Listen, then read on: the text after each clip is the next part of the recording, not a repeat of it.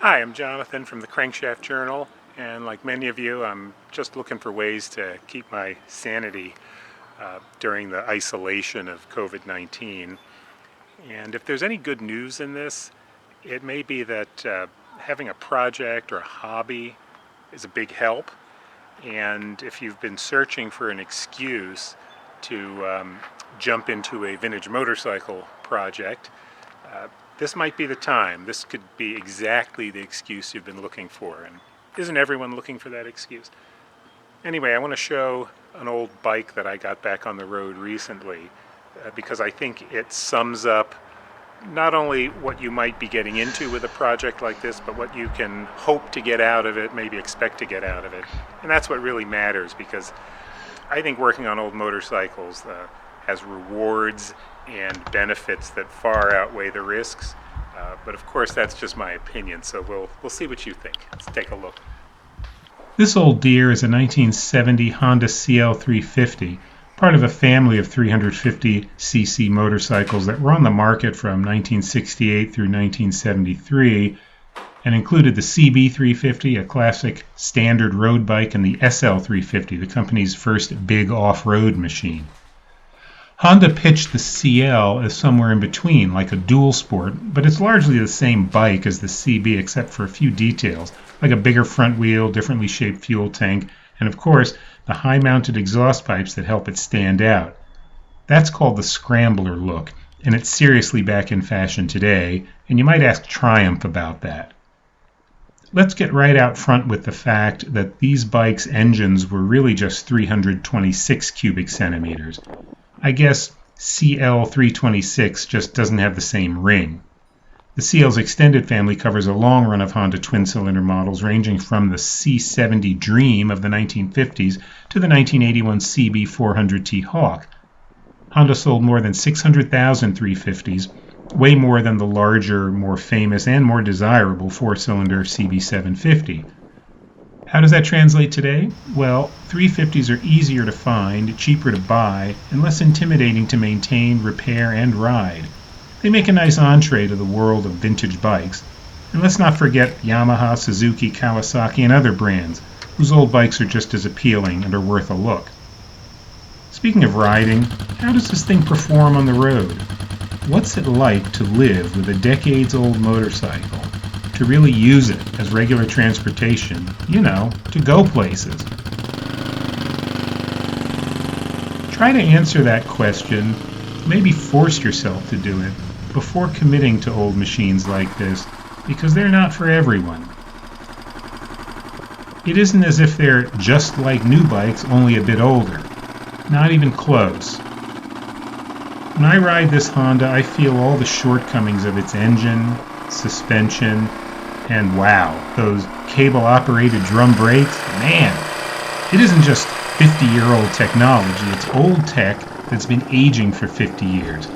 You see the difference?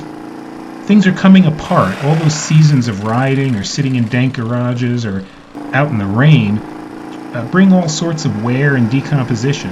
Road accidents, maintenance shortcuts, neglect, and storage mishaps are probably just the frayed edges of this bike's life story.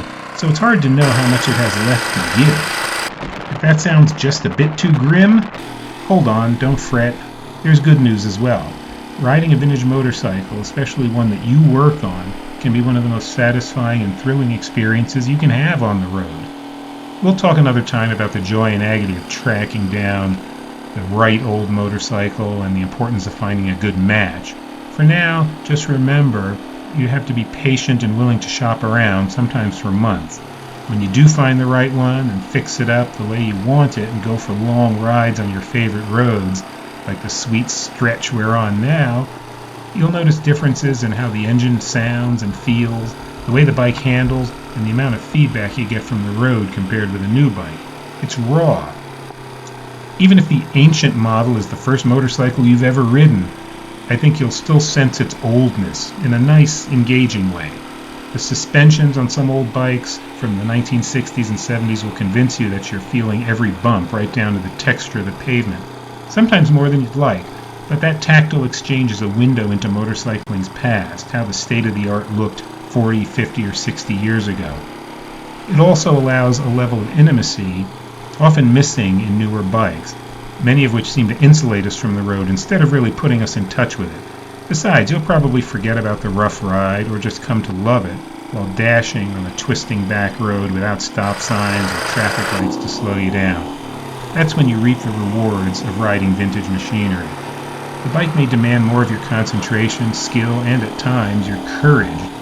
But when you finish the ride or take a break for coffee on the way, you'll feel more accomplished, more connected, and maybe braver than the person riding the latest model with fuel injection, stability control, and heated hand grips. If vanity is in play, it always is, consider that old motorcycles almost always turn more heads and start deeper conversations than the latest glitzy sport bike. They also come with history. Some bikes pioneered new design and engineering ideas, but even models that failed to make waves in their day may have interesting tales to share now. Vintage bikes can also teach their owners a lot about the care and feeding of old iron. They need more frequent adjustments, lubrication, and other attention, but this maintenance isn't as hard as you might think. A good shop manual will lead you through the steps, and there are many online videos to help you sort out tricky repairs.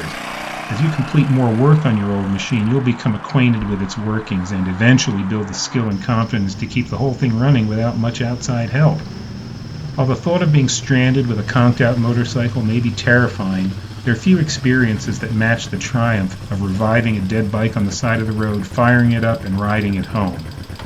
When you roll into the driveway and your loved one asks how the ride went, you might have a story worth telling.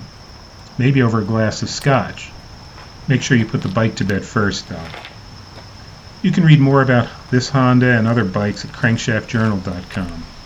Take care, and thanks for visiting.